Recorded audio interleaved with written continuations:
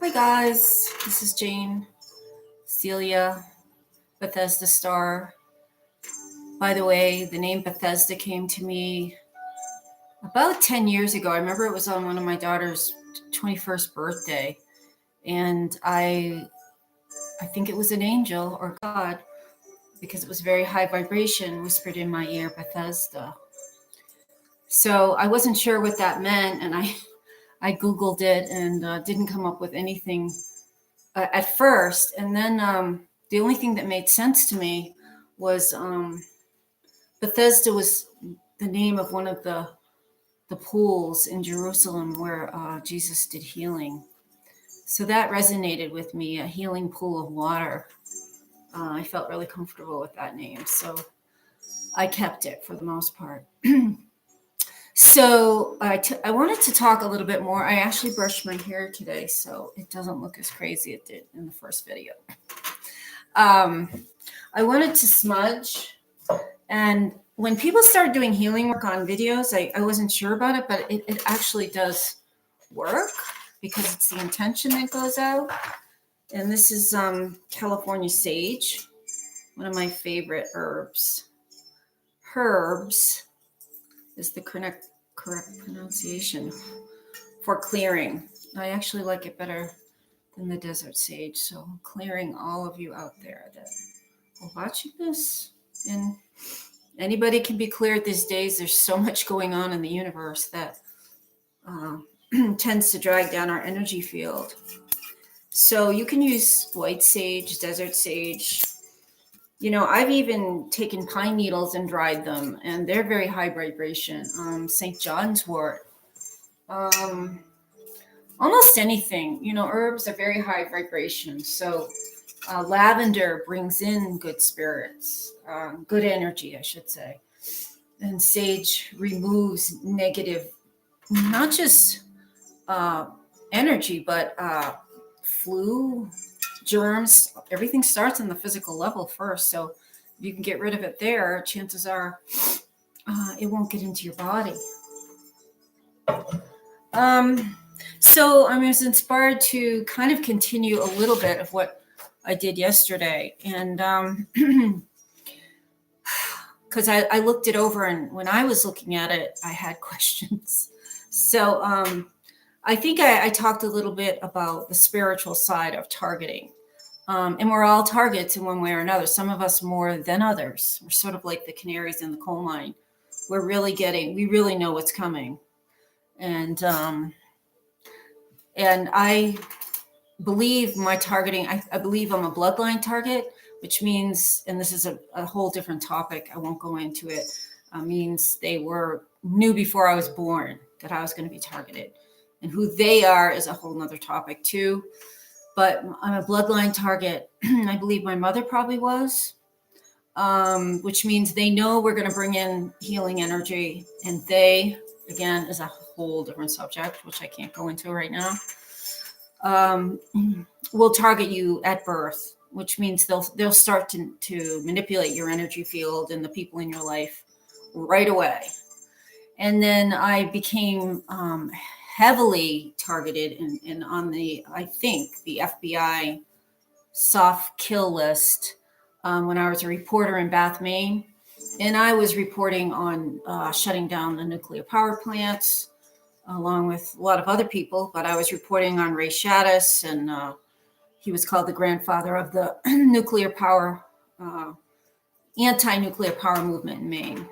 And probably I would have gotten by, and they wouldn't have put me on the list, except for I had to go further, and I reported on corruption at an ironworks in Bath, there was many things they were doing. There was corruption, and there was harassment, and I probably just, I'm sure that I rubbed the president of the company in the wrong way. He didn't like me, and because I was interviewing him about sexual harassment at the company. But anyway, so I think that's when I got on the more serious, really focused list, and directed energy weapons didn't start right away. They started about 10 years later, but there was absolutely horrible gang stalking that involved myself and my children for 10 years. And I'm writing a book about that. And I'm not going to go into that now.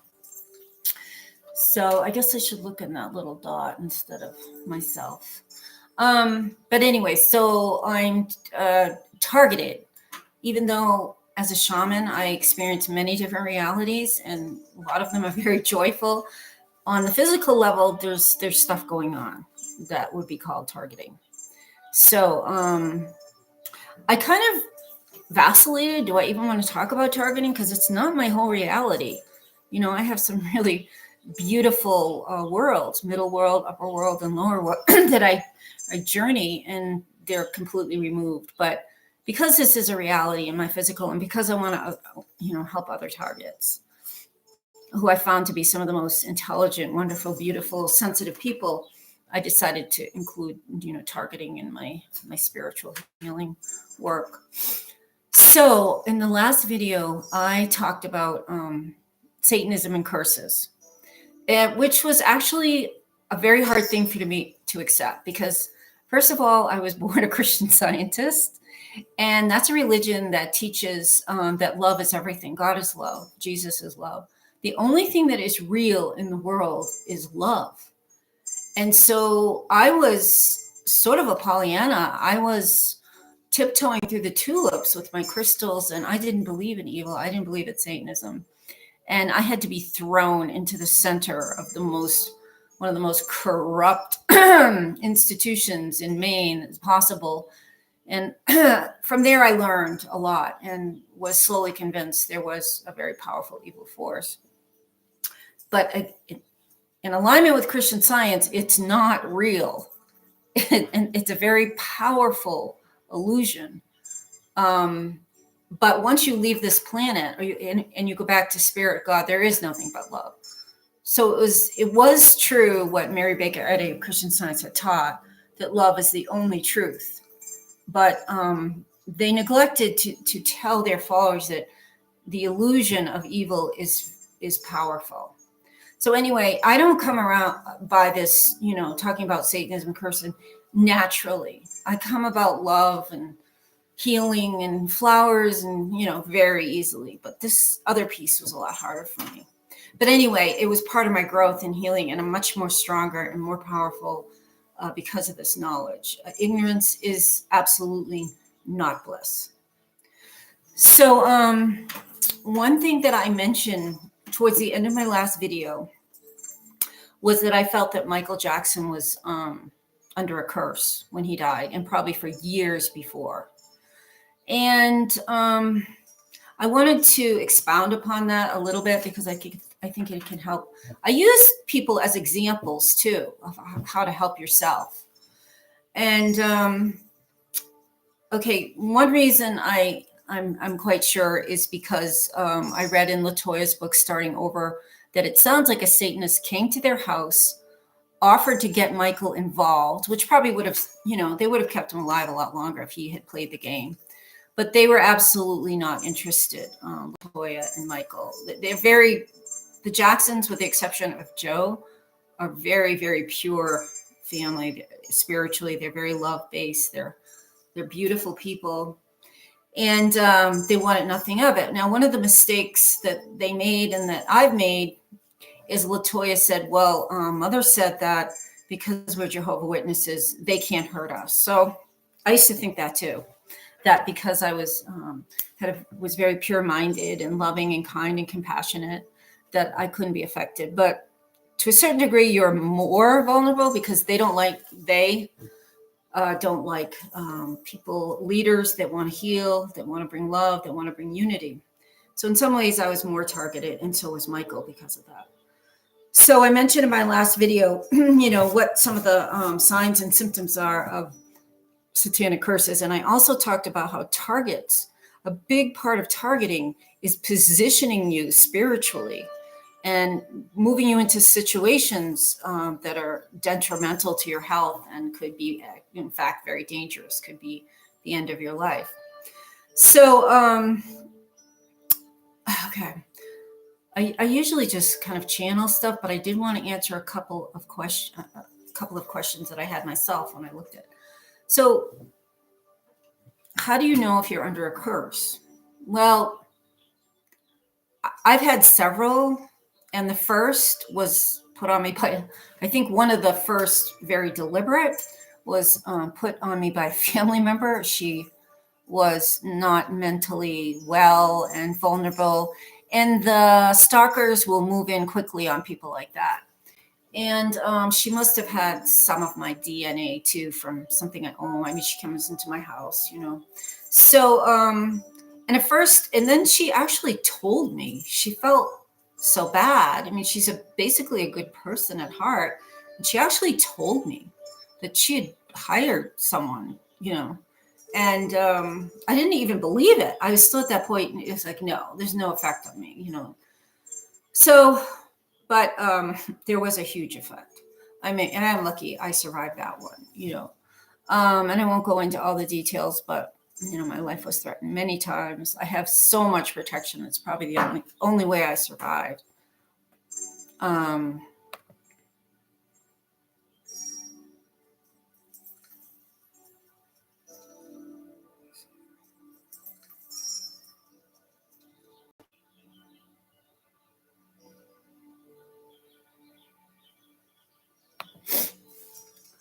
but I will say, what starts happening is everything.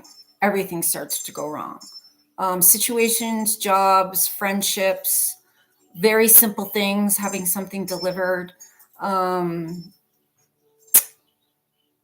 housing, food, jobs, communications, everything starts. It's like you're under a dark cloud and you almost can't get out. So, chances are, if you're a target, they have a curse on you. And you can work out of it if you understand spiritually how to do that. You can call in power animals, you can call in Christ, you can call in Michael. You know, I work with Prince too, and he said to another channel in England, a woman I have a lot of respect for, that he's here for everybody. And he's a very high vibration being. You know, the archangels, but most importantly, your personal choices, who you're around, who you talk to, who you let into your life. They'll either exacerbate the curse or lessen it. So being around high vibration people, smudging, and you know, if you still can't, you know, there's some that are pretty strong that you need to get a shamanic healer to remove them. But we're given a lot of tools that we don't always use, and you can call in help. You can use, you know, herbs. You can just try to keep your vibration very high and pray before really big decisions, because like I said in the last video, curses, when they're trying to direct you to something they want you to do, it's going to feel not horrible, but like you're going towards a pot of gold. So be careful, you know, try to be in your heart, in your soul, rather than like a lower vibration, like will pull you really strongly. So many things will go wrong. You'll feel like you can't like connect, like you're alone and the world is operating outside of you somehow. You're looking out at the world is another feeling. So beware of all those things. You know, if you're like, a lot of Christians, I think, do have a lot of protection because they're so close to Christ. I mean, I think that it's also like it can be used so they're not as strong as they could be, because you know there's limitations in extreme Christians, you know, about their power and what they can do. But also, you know, I think they can, real Christians, I'm not talking about, you know, phony, bring in a lot of personal protection from Christ. Okay, the other thing I wanted to mention is free will. I believed we had free will. And we were a free will planet, and a lot of spiritual laws are based on free will. But it's tricky, because what I found, and what was the case with Michael, is he was so traumatized that he was operating at many moments and many times in his life from mind control. And the mind control started with trauma from Joe Jackson. He beat the boys. There's evidence that he may have molested the girls. In fact, they did. I think Latoya or Rebby, the oldest sister, confessed to that. It was an environment of emotional, spiritual, and physical violence. So what happens is you're put on a certain frequency of violence, and that's what you expect. And it's a form of mind control. And probably when Michael was coming in, somehow maybe it was free will, but maybe it wasn't, that Joe Jackson became his father. Michael was severely damaged. Not damaged in the sense, he was incapable, but he was under a form of mind control because he expected violence. A lot of the men that Michael had in his life were like Joe Jackson, Frank DeLeo and John Branca. They were abusive and controlling, and towards the end, they were all like that. So do we have free will? If we've healed, I don't think I had free will, for decades, until I had soul retrieval from shamans, and I had, depossession and energy clearings, and until I was in my body. That's another thing that happens with trauma from a shaman's point of view, is you lose soul parts. Until you can't survive without at least half of your soul in your body. But I would say, Michael and a lot of us, we're operating, especially after Michael went through the the legal system and the political and the cops and everybody else, that when he was accused of child molestation, which was part of the gang stalking. There was absolutely no truth in it whatsoever. It was designed to ruin his reputation. And I think he had major soul loss. I think he was actually gone at that point for the most part. So that's another piece. If you're walking around with only half of your soul, you can be controlled by almost anyone because you don't know what to do. You're just floating. Your soul's out there, not in your body. And it's a form of self-preservation at first. Your soul goes someplace it feels safe, but then after a while, it's like you're soulless almost, and you lack direction. And that certainly was true of me for decades, from the abuse I received as a child.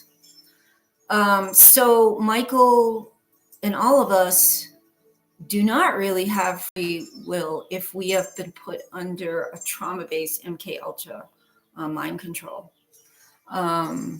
And I feel like he was, and I don't think he ever recovered. He was just performing his whole life, since he was 8. He never had a chance to heal. So yes, we are supposed to have free will. This is a free will planet, but our free will has been manipulated through trauma. And if you're trauma-based, you're going to be making decisions based on that frequency. You don't even know. Like when I was a young woman, I had no idea, what were right choices for me. And I was just, anybody who had a suggestion, I would do it. And usually it was, people who did not have my best interest at heart. So finding your free will, bringing back your soul, aligning yourself with a really high power, then you may have free will and you can navigate much better through this world. So there's another person I wanted to speak of, Isaac Kappy, who was a well-known truth teller in the community. He wasn't a target, but he was a truth teller, and he was part of the movement, to unveil what's going on around the world, especially in America and Hollywood. As far as pedophilia and Satanism, he was revealing, he was close friends with Seth Green, I think. He knew a couple of the top directors, and he exposed them as pedophiles. He said he was introduced, he was invited to become part of that group, and he refused. And at that point, he started speaking out, and he was doing it for, I think, at least a year, maybe 2. And I watched him a lot. He had a great heart. I loved him. I enjoyed watching him.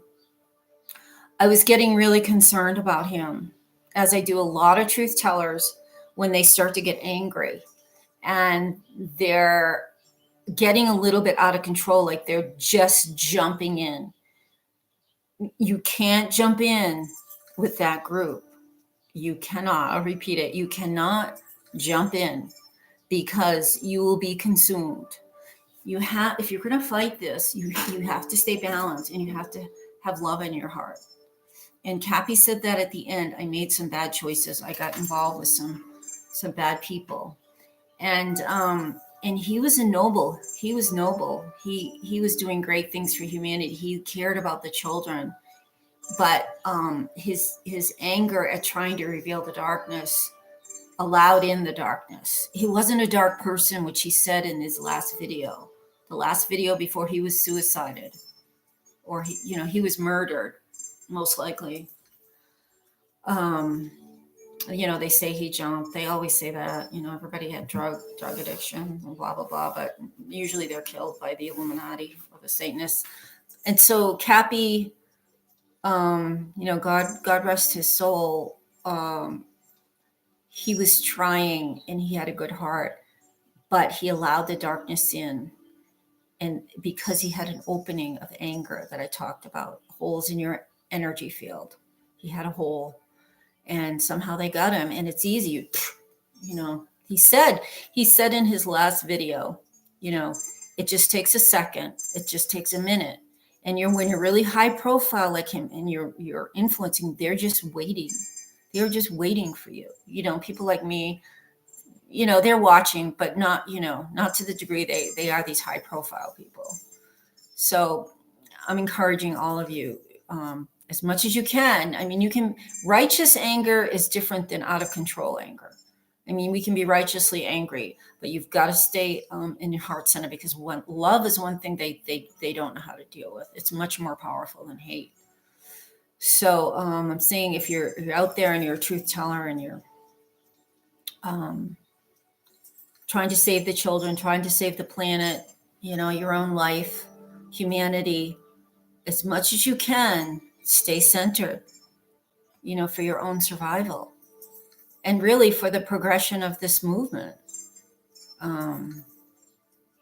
So I wanted to mention Isaac too, with Michael, I think he was under trauma-based mind control from his early abuse with Joe Jackson. With Kappy, it's almost like he cared too much.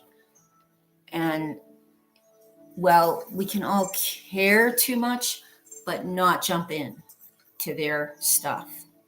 So stay in your heart, deep breathe, cleanse, keep your vibration high, flowers, crystals, high vibration food, good people, and we'll win this battle. I think I'm going to live stream at 5:20 today. I'm not sure about what. I was talking about Jesus and shamans. And so if you want to see that, I might even put it on Facebook. But anyway, love and blessings.